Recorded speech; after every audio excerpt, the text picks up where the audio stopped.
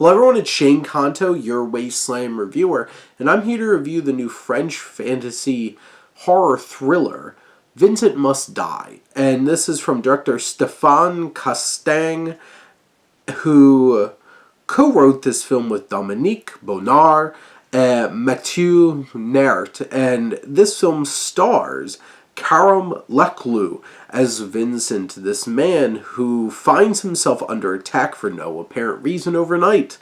And when the phenomenon intensifies, he must run and change his way of life completely. Basically, if anybody makes eye contact with Vincent for too long, they're like put in a trance and want to try to murder him. And the first couple times it happens in the office, and it's intense, it's crazy, and you're like, what the hell's going on here?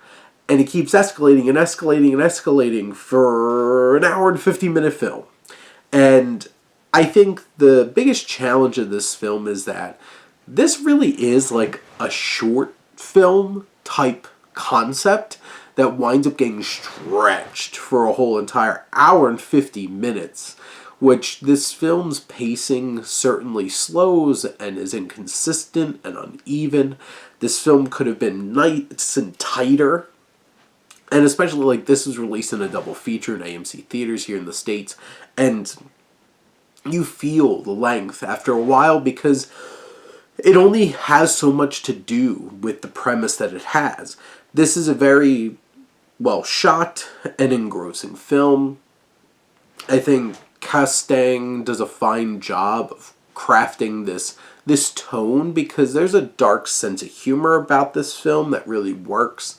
Our main character, Vincent, is a bit of a Homer-ish oaf from like The Simpsons, and the way that he engages and interacts with these occurrences, you know, it gives it a good sense of humor, but there's also an intensity, and I think Casting does a really good job of filming the action in this film and really capturing that intensity and suspense, and that goes a long way in making this film quite effective.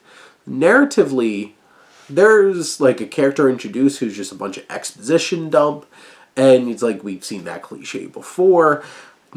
There's not a whole lot of focused, structured narrative here.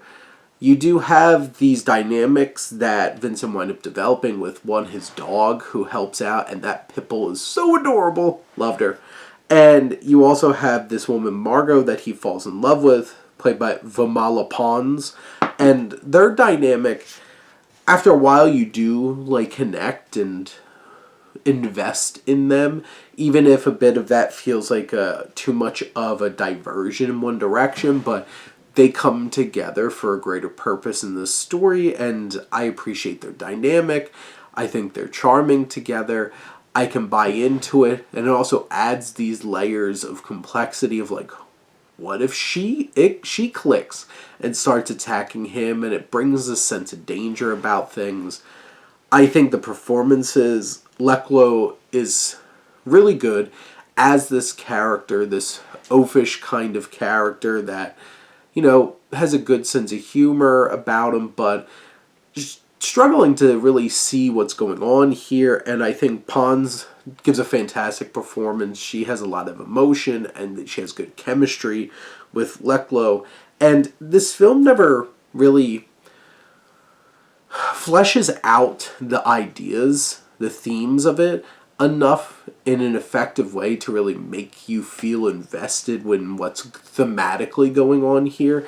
And by the end, it never really grounds you in any kind of realization or anything like that, and you feel like you're left with a lot of big question marks, and by the end of an hour and 50 minutes, this doesn't feel like the most satisfying journey, but it's entertaining, it's thrilling, it has some heart and soul in it. There's some crazy set pieces, like the final set piece on this highway is wild. There's one with let's just say some sewage that gets disgusting, but really effective. So this has a lot of moments that stand out, but not entirely a whole story, and it feels a little underwhelming in its final product.